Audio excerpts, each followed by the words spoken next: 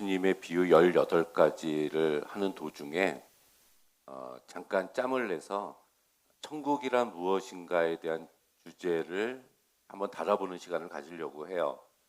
제가 비유를 준비하면서 첫 번째 마태복음에 나오는 천국 비유들, 마태복음 13장에 있는 내용들을 제가 이렇게 살펴봤더니 자꾸 이 천국에 대한 이야기들을 제가 되풀이할 것 같아서 이 시간에 좀 정리를 하고 넘어가는 것이 좋겠다라는 생각을 하게 됐습니다.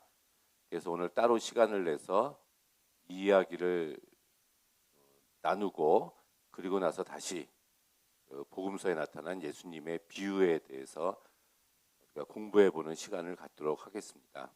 그래서 오늘의 주제는 천국이란 무엇인가? 굉장히 어렵죠. 우리가 잘 알고 있는 것 같으면서도 사실은 좀 잘 그동안에 알지 못하고 있었던 부분들 굉장히 궁금했지만 이게 건드려 보는 것조차도 사실은 좀 두렵고 떨리는 주제가 천국이라는 주제입니다. 우리가 요즘도 있지만 뭐 한 10년 전, 20년 전만 하더라도 이제 어깨에 뭐 빨간 띠 2개를 두르고 예수 천국 불신 지옥 하고 전도하는 사람들을 길거리에서 많이 본 적이 있습니다. 저도 많이 봤고요. 그래서 그 장면만 보면 예수 믿으면 무조건 천국 가고 믿지 않으면은 불신 지옥을 간다. 이런 아주 단순 명료한 이런 전도 방법이었는데 과연 그게 너무나 많은 의미를 함축하고 있기 때문에 그것만 가지고서 효과적인 전도 전략, 방법이 될 수 있을까? 오히려 믿지 않는 사람들에게 기독교에 대한 불신감만 더 심어주는 것이 아닌가라는 생각을 해본 적이 있었습니다. 그렇게 전도하는 그 사람뿐만이 아니라 사실은 대부분의 한국 기독교인들은 자기들은 죽으면 당연히 천국을 간다라는 생각을 가지고 신앙생활을 하고 있는 사람들이 굉장히 많다라는 것을 알 수가 있어요. 그게 이제 어쩌면 신앙의 이유가 될 수도 있겠죠. 사실 우리가 살고 있는 이 현실 세계는 그렇게 행복을 느끼거나 만족을 하고 풍요롭게 사는 사람들은 많지 않습니다. 기독교인들도 마찬가지예요. 그런 가운데 힘들고 어려운 환경과 형편 속에서 살고 있는 사람들에게 아주 좋은 희망적인 메시지, 미끼를 던질 수 있는 것은 우리가 죽으면 천국에 간다. 영원히 산다 라는 주제 또는 메시지가 될 수가 있겠죠. 그래서 삶의 어려운 형편 속에서 사는 사람들은 그 말씀만 믿고 의지하고 그걸 믿음으로 생각하고 신앙생활을 하는 것이 사실은 그동안의 한국 기독교인들의 모습이 아니었나 생각을 해봅니다. 그래서 이제 그것이 과연 그런가 하는 것을 한번 저와 여러분이 같이 살펴보는 시간을 가졌으면 좋겠어요. 제목을 지을 때 제가 천국은 어디에 있는가 또는 천국이란 무엇인가 이런 것을 가지고 고민을 했었는데 일단은 장소적인 개념보다 천국 자체에 대해서 살펴보는 것이 좋겠다 싶어서 천국은 무엇인가 라는 주제를 정하게 됐습니다. 일단 서두에서 말씀을 드렸듯이 우리가 천국 하면은 사람들은 미래에 임하게 되는, 미래에 죽어서 우리가 가게 되는 그런 천국을 먼저 생각을 하게 됩니다. 물론 성경에도 미래에 궁극적으로 완성되는 그 하나님의 나라, 천국에 대해서 언급하는 구절들이 있어요. 마태복음 9장 47절에 보면 만일 내 눈이 범죄하거든 빼어버려라. 한 눈으로 하나님 나라에 들어가는 것이 두 눈을 가지고 지옥에 던지우는 것보다 낫다. 이런 말씀이 나옵니다. 기도하는 가운데 주신 말씀인데 이것을 보면은 미래에 하나님 나라에 들어갈 수가 있다는 거 아니면 지옥에 간다는 미래에 대한 천국을 암시하는 성경 구절이라고 볼 수가 있습니다. 또 요한복음 14장 1절에서 3절을 보니까 너는 마음에 근심하지 말라. 하나님을 믿으니 또 나를 믿으라. 내 아버지의 집에는 거할 것이 많도다. 그렇지 않으면 너에게 일렀으리라. 내가 너희를 위하여 처소를 예비하러 가노니 가서 너희를 위하여 처소를 예비하면 내가 다시 와서 너희를 내게로 영접하여 나 있는 곳에 너희도 있게 하리라. 이런 요한복음의 말씀을 보면 예수님이 먼저 가서 처소를 준비하는 어떤 장소가 있다는 얘기고요. 주께서 다시 오실 때 우리가 예수님과 같이 그곳에 갈 수 있다라는 그런 구절이죠. 그런데 이런 한두 구절 또는 서너 구절을 빼놓고 성서를 처음부터 끝까지 훑어봐도 그렇게 우리 미래에 들어갈 천국에 대해서 언급하고 있는 구절들이 사실 많지가 않습니다. 중요한 것은 많은 분량을 쓰기 마련이에요. 항상. 저도 책을 쓰지만 글을 쓸 때 제가 중요하다고 생각되는 부분, 주제다라고 생각되는 부분에 많은 분량을 할애해서 씁니다. 그런데 신구약 성경을 이렇게 뒤져봐도 우리가 죽은 다음에 가는 그 천국에 대한 묘사나 그곳이 어떤 곳이다, 거기에 꼭 너희들은 들어가야 된다, 굉장히 좋은 것이다 라는 구절들이 안타깝게도 많이 없습니다. 거의 없어요.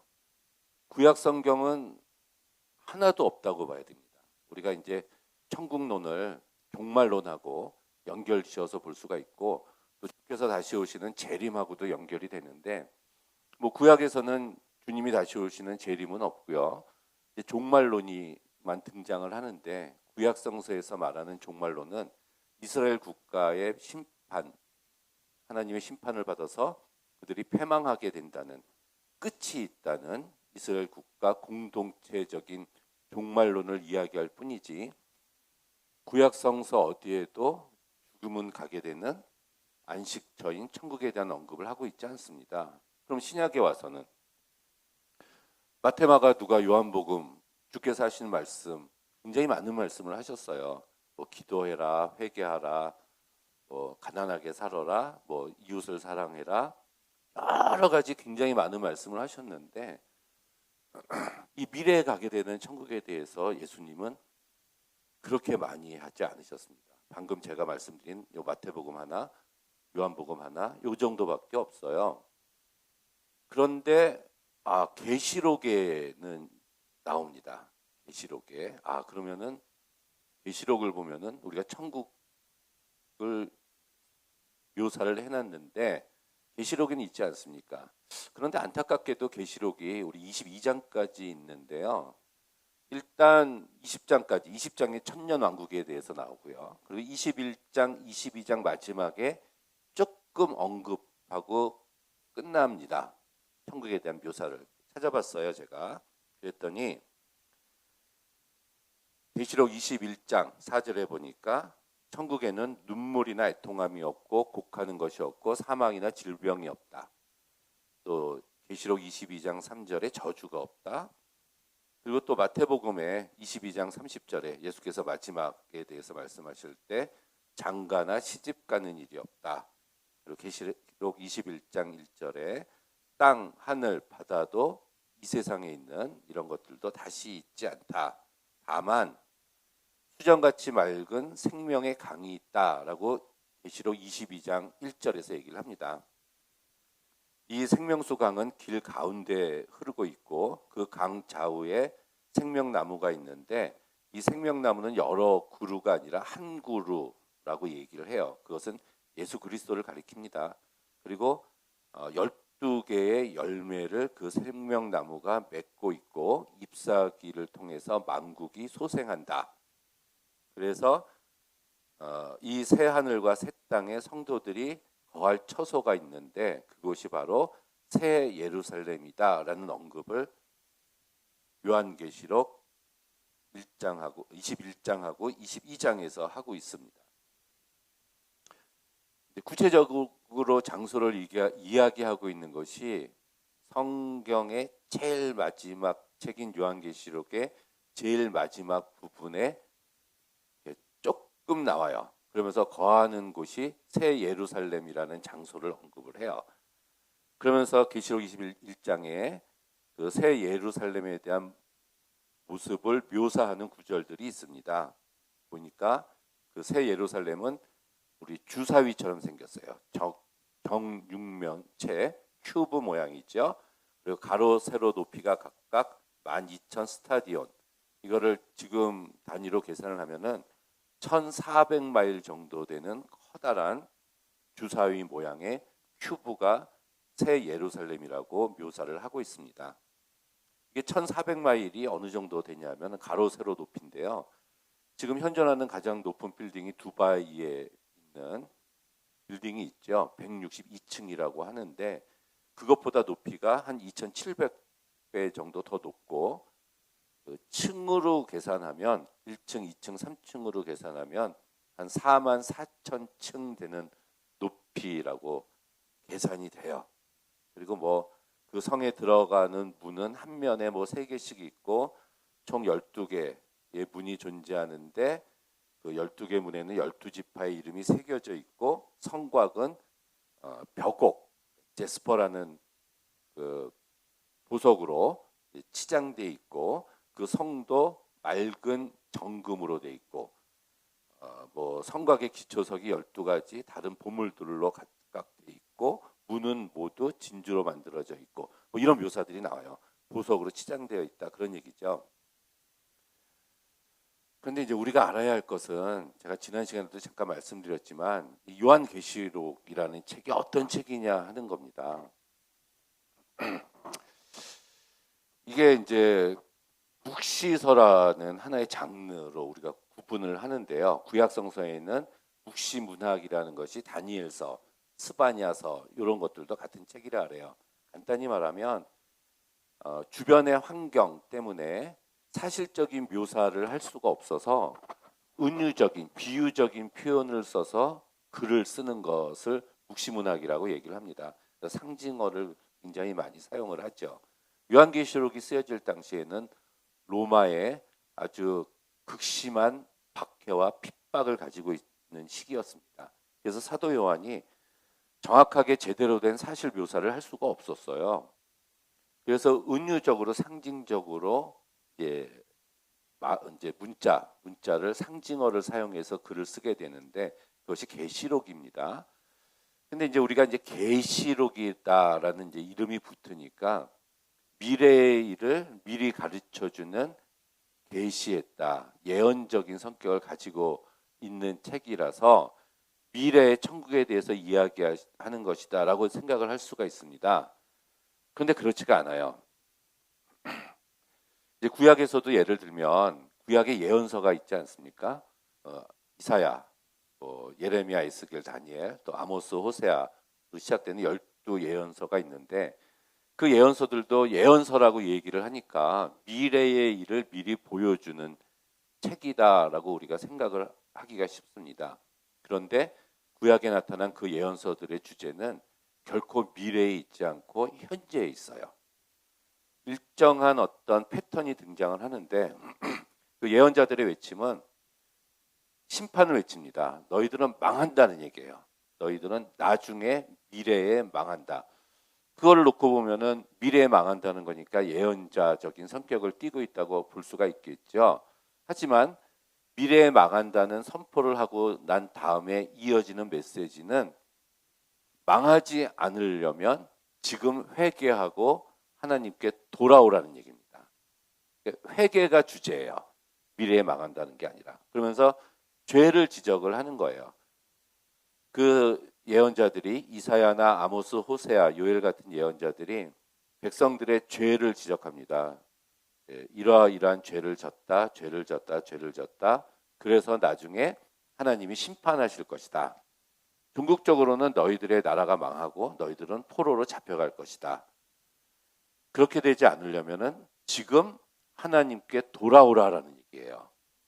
우리가 알자, 힘써 여호와를 알자, 주께로 돌아가자, 회개하라. 회개하면은 하나님께서 그 벌을 돌이키실 것이다라는 메시지가 구약 예언서들의 주제예요.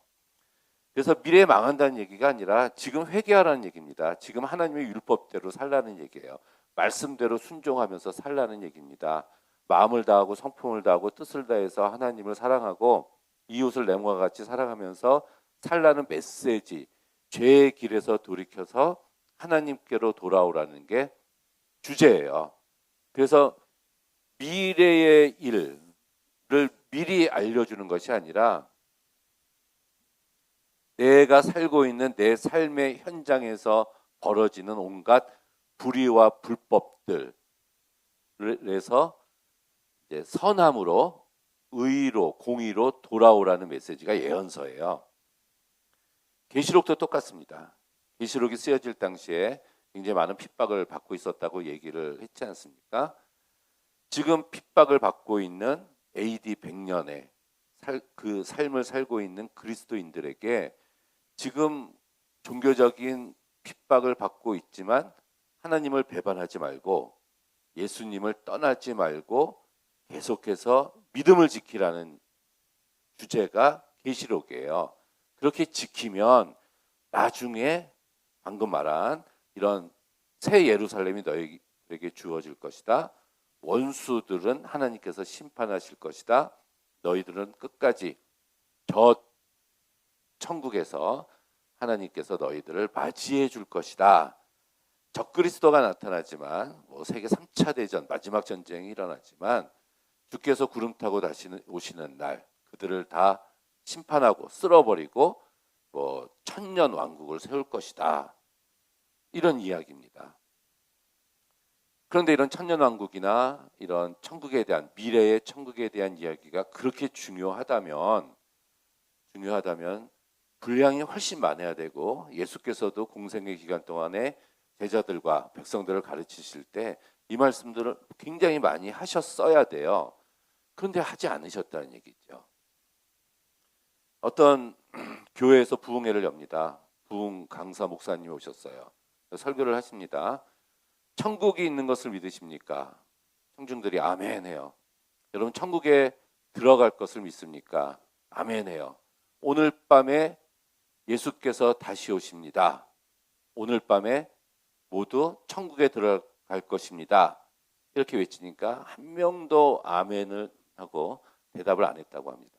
이게 이제 종말론이 주께서 다시 오시는 재림하고 연관성이 있는데 주께서 다시 오시는 날 우리가 이 세상을 정리하고 우리가 레저렉션이죠. 부활해서 우리가 하나님 나라로 들어가는 그날 영광스러운 날이고 우리 그리스도인들은 그날을 바라보면서 생활을 하고 있는데 오늘 밤에 오는 건 싫어요. 더 있다 왔으면 좋겠다는 얘기죠. 굉장히 아이러니한 얘기죠. 10처녀의 비유처럼 기름을 준비한 5처녀 언제나 깨어 있어서 들어갈 준비를 해야 된다는 것. 달란트 비유나 열부나 비유처럼 주인은 언젠가는 다시 온다는 것. 언제가 될지는 모른다는 것. 하지만 오시면 반드시 계산하신다는 것. 그것은 만고불변의 진리입니다. 성서에서 분명히 말씀하고 계신 거예요. 우리는 깨어서 준비해야 되고 주께서 다시 오시면 계산해야 되고 천국에 가야 됩니다. 그렇다면은 준비를 하고 있어야 된다는 얘기인데 준비가 안 됐는지 오늘 오는 거는 오늘 밤에 오시는 거는 모두가 달가워하지 않습니다. 좀 더 있다 오셨으면 좋겠다는 얘기예요. 이게 말이 안 되는 얘기죠. 이렇게 천국에 대한 분명한 그렇다고 제가 천국을 부인하는 건 절대로 아니고요. 미래에 우리한테 주어진 이런 천국이라는 곳은 저도 당연히 있다고 믿습니다. 다만 아주 신비스러운 거예요. 그거는 어느 누구도 가보지 못했습니다. 가보지 못했어요. 천국에 다녀왔다고 간증하는 사람들이 나와서 간증을 하고 다니는데 저는 다 거짓말이라고 생각해요. 아니면 거짓 영에 이들이 유혹돼서 거짓 영을 받은 거라고 생각을 합니다. 하나님이 그 사람에게 특별히 천국에 데려가는 특별한 체험을 할 필요가 전혀 없어요. 부자와 나사로의 비유에서도 결국에 이 부자가 나사로를 지상에 보내서 아직 죽지 않은 5 형제에게 이 사실을 알려달라고 얘기했을 때 그때 아브라함이 그렇게 얘기합니다. 선지자의 글에 이미 충분히 써 있다. 우리에게 주어진 하나님의 말씀을 통해서 우리가 천국에 들어갈 수 있는 준비나 그런 정보들은 다 얻을 수 있다는 얘기입니다. 그래서 갔다 온 사람 없어요. 그건 하나님의 영역이고요. 우리가 감히 침범할 수 없는 신비스러운 주님의 그 세계 아닙니다. 그냥 우리는 두렵고 떨리는 마음으로 다섯 처녀처럼 기름을 준비하고 깨어서 기다리고 있으면 되는 거예요. 그것만을 위해서 신앙생활을 하는 것은 아주 잘못된 거라고 생각을 합니다. 그래서 그러면 뭐냐? 그렇다면 뭐냐 해서 성경을 우리가 근거로 해서 찾아볼 수밖에 없습니다. 뭐 학자들이나 목사님 또 저도 마찬가지고요. 우리들에게 있어서 근거는 성서일 수밖에 없어요. 그래서 성서에 도대체 천국에 대해서 뭐라고 써 있나 그것을 우리가 확실하게 하는 것이 아주 중요한 것 같아요. 그래서 찾아봤습니다. 일단 우리가 뭐 천당이라는 얘기를 하잖아요. 근데 천당이라는 용어는 신구약 성서 어디에도 요 단어는 나오지 않습니다. 우리가 예배당 하는 것처럼 장소적인 의미가 너무 강해요. 근데 성서적이지 않아요. 예전에는 좀 썼는데 지금은 쓰지 않습니다. 천당, 우리도 결코 바람직하게 사용할 수 있는 용어는 절대로 아니에요. 그렇다면 두 번째, 천국이라는 용어가 있죠. 천국이라는 용어를 보니까 한글 성경에 보니까 마태복음에만 33번 정도가 사용이 됐어요. 이게 원어로 이 바실레이아스 톤 우라논이라는 말입니다. 원어를 보면 되죠. 헬라어에. 근데 이거를 번역을 영어로 해보니까 The Kingdom of Heaven이에요. 하늘의 왕국이라는 뜻을 가지고 있어요. 그러면 정확하게 우리가 영어 성경을 보면 The Kingdom of Heaven이라고 나와요. 그럼 한글로 이걸 번역할 때 우리도 하늘의 왕국이라고 번역을 해야 되는데 한글로 번역할 때는 이것을 천국이라고 번역을 해놓은 겁니다. 이 킹덤 오브 헤븐이라는 그래서 천국이라고 번역된 이 용어는 오직 마태복음에만 나오고 마가, 누가, 요한, 바울 서신서에도 등장하지 않습니다.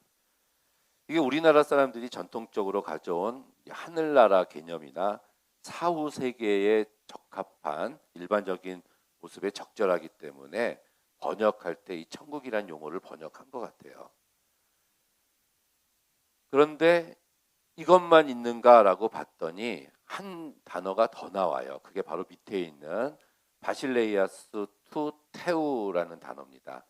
요거는 번역을 하면은 The Kingdom of God이에요. 위에는 하늘의 왕국이 되는데 요거는 하나님의 왕국이라는 뜻이 되죠. 하나님의 왕국. 그러면은 요 하나님의 왕국이라는 용어는 굉장히 많이 나옵니다.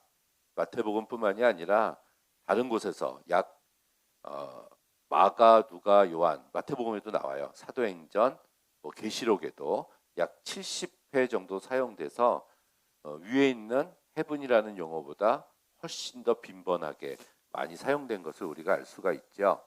근데 마태가 이것을 사용하지 않은 이유는 가시라는 하나님이라는 말 자체를 언급하기가 마태가 속한 유대인 공동체에서는 신성스러운 하나님이라는 용어를 쓰기가 굉장히 힘들었을 거예요. 그들은. 그래서 하나님이라는 용어 대신에 하늘이라는 용어를 사용한 거고 그것을 우리말 성경에서는 천국이라고 번역을 한 거라고 볼 수가 있습니다. 문제는 하늘, 그렇다면 여기서 하늘이라는 용어와 God, 하나님이라는 용어는 우리가 같이 봐도 된다는 거죠. 그렇다면 문제는 요 왕국이라는 용어가 우리가 또 살펴봐야 됩니다. 왕국이라는 것은 왕이 있다는 것이고 백성이 있는데 당연히 왕은 하나님이 되죠. 그리고 백성은 저와 여러분들이 되지 않습니까? 왕이 다스리는 그 나라를 우리는 왕국이라고 얘기를 해요. 다행인 것은 우리를 다스리고 계시는 하나님은 선하신 왕이라는 것이죠. 사랑이 많으신 왕이라는 얘기입니다. 그래서 사실은 하나님의 왕국이라고 번역이 돼야 되는데 우리말 성경에서는 이것을 하나님의 왕국이 아니라 하나님의 나라라고 번역을 해놨습니다. 그래서 마태, 마가, 누가, 요한, 바울서신이나 계시록에 하나님의 나라라고 써 있는 요것을 우리가 원어로 보면 The Kingdom of God이라는 것을 우리가 살펴볼 수가 있어요. 하나님의 왕국이죠. 그럼 지금이라도 이 용어를 쓰는 게 좋지 않습니까? 그런데 왕국이라는 말이 가지는 어감이 여호와 증인 같은 이단들이 사용을 하고 있기 때문에 개신교인들이 또 잘 사용하지 않으려는 경향이 있어요. 근데 원어적으로 따져보면 하나님의 왕국이 정확하다는 얘기입니다. 근데 이 더 킹덤 오브 갓이라는 하나님의 왕국이라는 이 표현은 어떤 장소를 가리킨다는 표시라기보다는 하나님이 왕이시다라는 선언을 강조하고 있는 표현이다라고 보는 것이 더 정확한 것 같아요. 그렇다면은 하나님의 왕 대신 하나님의 통치가 실현되고 그 속에서 사는 사람들의 삶을 강조하고 있는 표현이다 이런 얘기입니다. 그래서 이제 다른 말로 더 바꾸면 더 좋은 단어는 하나님의 왕국보다 하나님의 통치라는 단어가 더 좋은 단어가 아닌가라고 생각을 해요. 하나님의 나라, 하나님의 왕국, 하나님의 통치. 그 이면에 숨은 뜻은 하나님의 통치라는 의미가 훨씬 강하다는 얘기죠. 이것을 놓고 우리가 우리 개역 성경을 다시 한번 번역을 해볼까요? 마태복음 5장 3절에 심령이 가난한 자는 복이 있나니 천국이 저희 것이며 이렇게 나옵니다. 이거를 원어적으로 하나님의 통치로 번역을 하면 복되도다 심령이 가난한 자들이여. 왜냐하면 하나님의 통치가 지금 그들의 것이기 때문이다. 이렇게 번역이 될 수가 있어요. 심령이 가난하다는 것, 마음이 가난하다는 것은 현재 하나님의 통치가 그 사람의 삶 속에 임했다는 얘기예요. 하나님의 통치 아래 살고 있다는 얘기입니다. 그래서 그런 사람은 나중에 미래에 천국에 가게 된다는 얘기죠. 팔복 중에서 마지막 마태복음 5장 10절에 의를 위해서 핍박을 받는 자는 복이 있나니 천국이 저희 것이며 이것도 번역을 하면 복되도다 지금까지 의를 위해서 핍박을 받아온 자들이여. 왜냐하면 지금 하나님의 통치가 그들의 것이기 때문이다. 이렇게 번역이 정확하게 될 수가 있습니다. 과거부터 지금까지 의를 위해서 하나님 나라를 위해서 주님 때문에 핍박을 받고 있다는 것 그 자체가 하나님의 통치를 구현하면서 살고 있다는 증거가 된다는 얘기예요. 한 구절 더 보면 마태복음 12장 28절에 내가 하나님의 성령을 힘입어 귀신을 쫓아내는 것이면 하나님의 나라가 이미 너희에게 임하였느니라. 예수님이 이렇게 말씀하셨어요. 하나님의 나라가 이미 임했다. 아주 명확하죠. 성령을 힘입어서 귀신을 쫓아내는 것이라면은 하나님의 통치가 이미 이루어지고 있다는 말씀이에요. 이렇게 본다면, 이 말씀들을 우리가 본다면 하나님의 왕국이라는 것은 현재 나의 삶과 상관없이 죽어도 가는 어떤 장소적인 개념이 아니라 현재 우리의 삶을 통해서, 즉 하나님이 왕으로서 우리의 삶을 다스리게 하심으로써 여기 현재 우리의 삶에서 시작되는 하나님의 통치를 가리키는 말이다라고 볼 수가 있습니다. 그래서 이게 예수께서 2000년 전에 이 땅에 오셨을 때 하나님 나라가 이미 너에게 임했다. 하나님 나라가 여기 있다 저기 있다는 것이 아니요 이미 너희 안에 있다. 이런 말씀들은 하나님의 통치 안에서 그러니까 내 삶의 주인은 내가 아니라 하나님이십니다. 라고 내 삶의 주인이 주님이십니다. 주인님이십니다. 라고 하나님께 고백하고 하나님이 나를 통치하시도록 나의 주권을 하나님의 통치 아래 두는 삶을 사는 것이 하나님의 나라가 현재 우리에게 임했다라는 얘기인 거죠. 하나님이 다스리는 삶을 살고 있는 그리스도인이 이 땅에서의 천국의 삶을 살고 있다는 얘기입니다.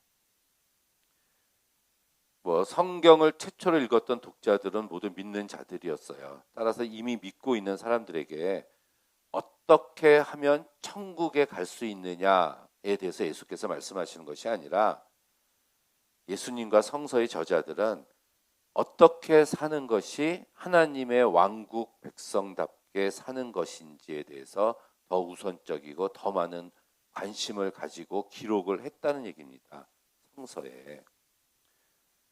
믿는 사람들 중에서 하나님 때문에 하나님을 위해서 가난해진 사람들이나 하나님과 하나님 나라의 의를 위해서 핍박받고 있는 사람이라면 그 사람이야말로 하나님의 왕국 백성으로서 하나님의 통치가 그 사람의 삶 가운데 나타나고 있는 것이 분명하기 때문에, 그렇다면 그런 삶이야말로 참으로 복된 삶이 분명하니까 계속 그렇게 핍박을 이겨내면서 예수님을 믿고 살라는 말씀입니다.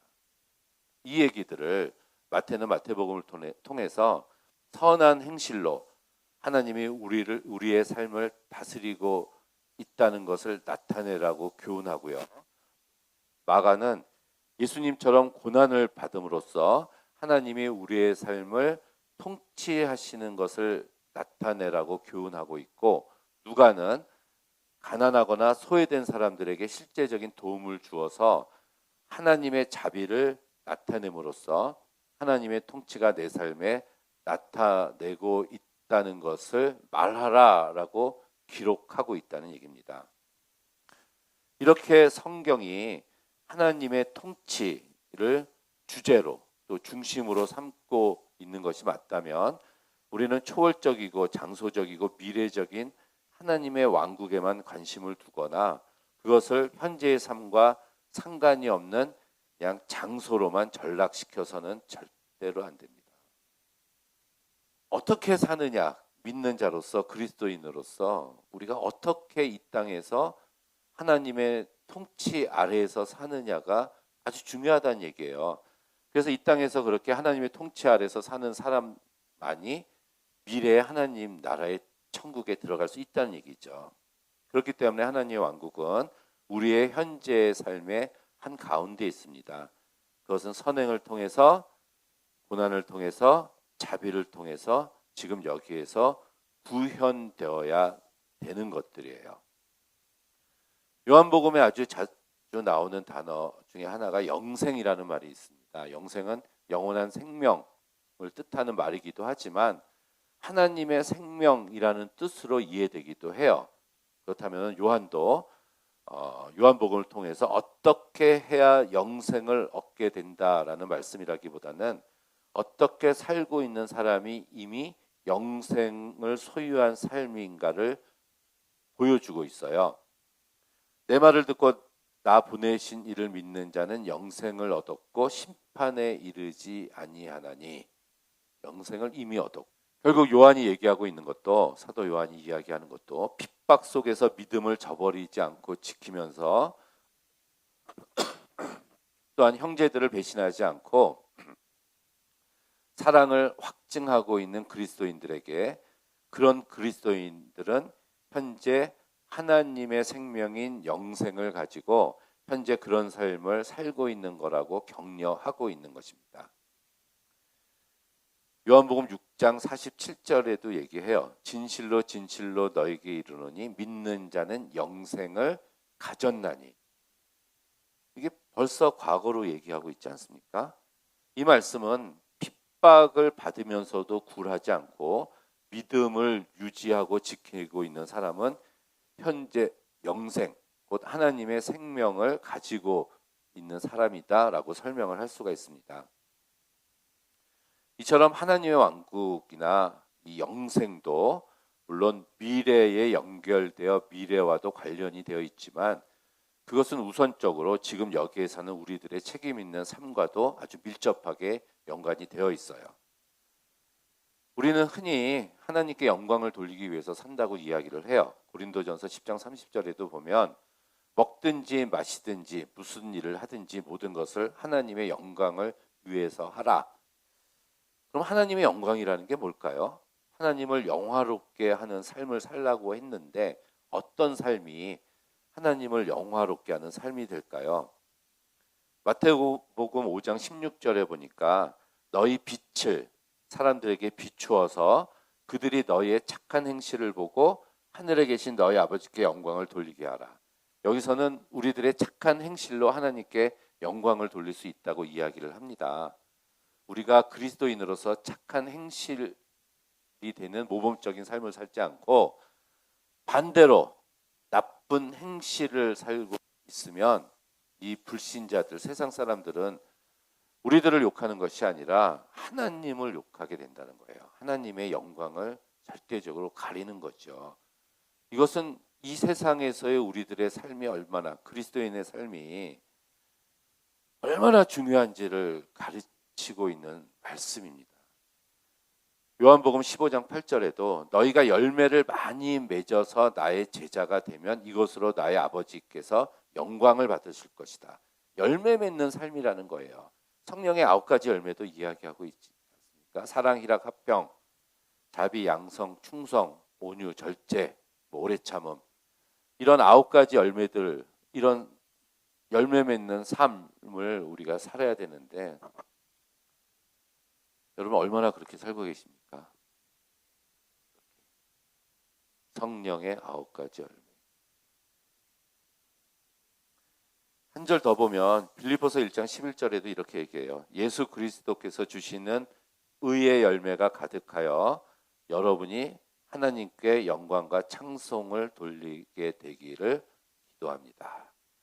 우리가 제자다운 삶, 그리스도인다운 열매 맺는 구체적인 삶을 통해서, 그런 삶을 통해서 하나님께 영광을 돌리라는 얘기예요. 침례 요한도 회개에 합당한 열매를 맺어라 이렇게 이야기를 하고 있습니다. 우리는 자격 없는 사람이었어요. 죽을 수밖에 없는 죄인이었습니다. 그런데 하나님의 은혜로 하나님의 자녀가 되는 특권을 받았습니다.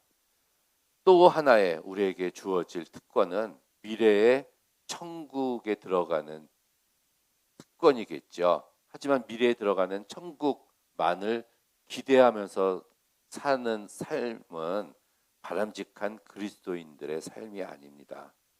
현재 나의 삶에 하나님의 통치가, 하나님의 다스림이, 하나님의 왕되심이 우리의 일상의 삶을 통해서 나타날 수 있다면 그것이야말로 정말 우리가 가질 수 있는 최고의 특권이 되지 않을까요? 하지만 그 특권은 그리스도인답게 사는 책임을 다한 사람만이 가질 수 있는 것이고 제자로서 자기 십자가를 지는 고난을 기꺼이 감당할 수 있는 사람만이 얻을 수 있는 것입니다. 우리의 특권, 그리스도인의 특권이라는 것은 미래에 얻게 될 어떤 것이 아니라 삶의 어떤 대가를 지불하고서라도 지금 제자답게 살려고 노력하는 삶이에요. 그래서 우리는 지금 오늘 여기의 삶에서 그리스도인으로 살아야 됩니다. 한 나라의 국민이 된다는 것은 그 나라의 법률을 지키고 받아들이는 것처럼 우리가 하나님 나라의 국민이 된다는 것은 하나님의 법을 받아들여야 되는 것과 마찬가지예요. 하나님의 뜻을 받아들이는 사람은 누구나 하나님 나라 안에 들어가 있는 겁니다. 그러나 그 하나님의 나라의 최종적인 완성은 아직도 미래에 속해 있기 때문에 신비스러운 것이기 때문에 여전히 우리의 기도의 제목이 되고 우리의 목표가 되어 궁극적으로 주께서 다시 오시는 날 완전하고 영원한 천국 하나님의 나라는 장차 다시 오시는 예수 그리스도와 함께 우리 앞에 영광 중에 임하게 될 것입니다. 그렇지만 성서는 하나님의 나라가 이렇게 미래에 올 뿐만이 아니라 현재에 와 있음을 분명하게 하고 있어요. 이 세상에서 우리가 체험할 수 있고 그 나라의 생활을 조금씩 맛볼 수 있는 것으로 말하고 있습니다. 히브리서 6장 5절에 보면 하나님의 선한 말씀과 내세의 능력을 맛보고 이런 구절이 나와요. 이 땅에서 하나님의 선한 말씀과 저 세상에 있는 능력을 이 세상에서 우리가 맛볼 수 있다는 얘기예요. 이 맛본다는 것은 약속이라는 얘기고요. 나아가서 현실이 되고 우리 삶에 있어서 경험이 될 수 있다는 얘기입니다. 이 말씀은 그래서 미래의 어느 날 완전히 주어질 구원을 현재에 소유할 수 있음을 시사하고 있는 얘기입니다. 여러분 구원을 받았습니까? 제가 잘못된 질문을 던진 거예요. 제가 던질 수 있는 질문은 여러분 구원의 확신이 있습니까? 라는 질문이에요. 그럼 그 대답은 예, 제가 기도하는 가운데 말씀을 듣는 가운데 예배하는 가운데 이러이러한 저의 믿음 생활을 통해서 저는 구원의 확신을 가지고 있습니다. 이렇게 대답하는 것이 정답이에요. 내가 구원 받았는지 안 받았는지 천국에 가는지 지옥에 가는지 여러분 어떻게 알아요? 모릅니다. 저도 몰라요. 여러분들도 모릅니다. 오직 하나님만 아시는 거예요. 주님 앞에 서는 날 우리가 이 세상의 삶을 마감하고 하나님 앞에 서는 날 우리는 그때까지 구원의 확신을 가지고 나가지만 그때 최종적으로 심판은 하나님께서 분명하게 하실 겁니다. 하지만 우리가 이 땅에서 그리스도인다운 삶을 살고 이 땅에서 하나님의 통치 아래 사는 삶을 살고 있다면 우리들의 구원의 확신은 변하지 않는 확신한 확신이 될 것으로 믿습니다. 내 말을 듣고 나 보내신 이를 믿는 자는 영생을 얻었고 심판에 이르지 아니하나니라고 말씀을 하고 있지 않습니까? 성경이 말하는 하나님 나라는 그렇기 때문에 우리 믿는 자가 죽어서 가는 저 세상만 이야기하고 있지는 않습니다. 예수님의 오심으로 천국은 이미 임했고 지금도 예수 그리스도를 영접하는 자들에게 임하고 있고 종국적으로 예수 그리스도의 재림과 성도들의 부활, 심판과 함께 완전하고 영원한 천국이 임할 걸로 믿어요. 하나님 나라는 근본적으로 역사의 저쪽에 있으며 장소성이 있는 미래에 속한 것입니다. 그렇지만 우리 신자들은 현세에서 그 하나님 나라의 능력을 맛보고 체험하며 승리하는 생활을 영위할 수 있어요. 저는 이 점이 성서에서 말하는 아주 중요한 점이라고 생각을 합니다. 이 세상에서 아무렇게나 살다가 기도만 열심히 하고 회개만 열심히 하고 천국만 믿습니다 하는 사람에게는 천국이 주어지지 않는다고 저는 생각해요.